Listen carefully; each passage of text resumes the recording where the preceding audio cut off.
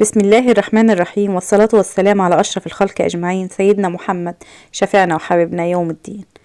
الأول كده نصلي على النبي كده ونشوف هنعمل ايه مع بعض. النهاردة هنعمل الزبادي باللبن البقري أو الحليب زي ما بيقولوا في الدول الخليجية، باللبن البقري خالي الدسم لحبايبي بقى اللي بيحبوا ايه الدايت.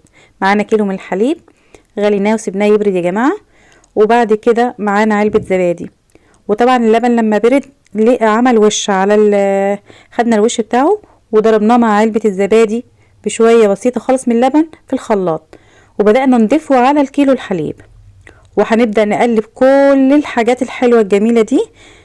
لو وصلنا لحد هنا ما ننساش نحط اللايك ونصلي على النبي كده. وطبعا لحبايبي اللي معايا على اليوتيوب باسم قناتنا اللي هي اكلات واسرار، ونفس الصفحة بنفس الاسم على الفيس اكلات واسرار، يا ريت تتابعونا وتدعمونا بالاشتراك حبايبي عشان القناة ترفع بيكم وتسعدونا ان شاء الله.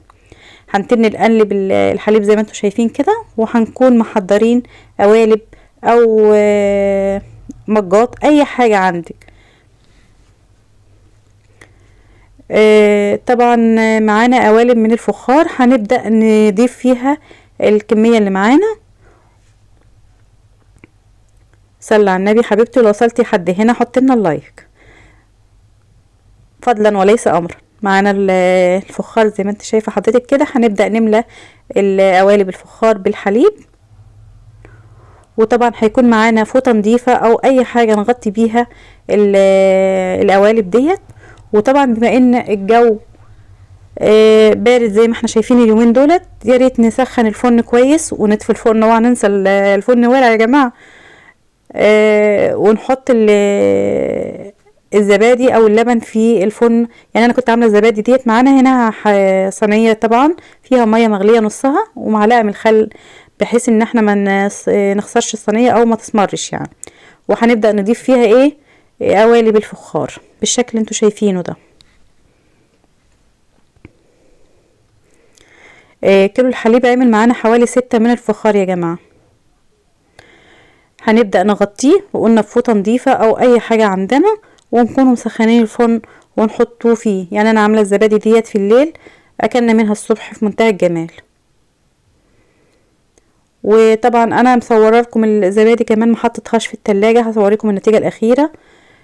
محطتهاش في التلاجة كمان، لما تحطها في التلاجة هتكون افضل كمان. هنغطيها زي ما انتوا شايفين كده. وادي الزبادي بعد تاني يوم الصبح يا جماعة في منتهى الجمال، متماسكة في منتهى الجمال. طبعا لعشاق الدايت، زبادي دايت يعني ما فيهاش دسامة خالص. تعالوا ندوق مع بعض كده.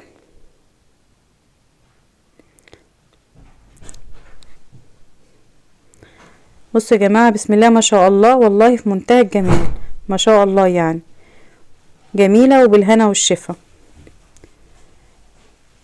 يعني احنا عملنا مع بعض الكيلو اللبن عمل معانا 6 من القوالب ديت، يعني وفرنا وحاجة نضيفة في بيتنا وحاجة في منتهى الجمال وبالهنا والشفا.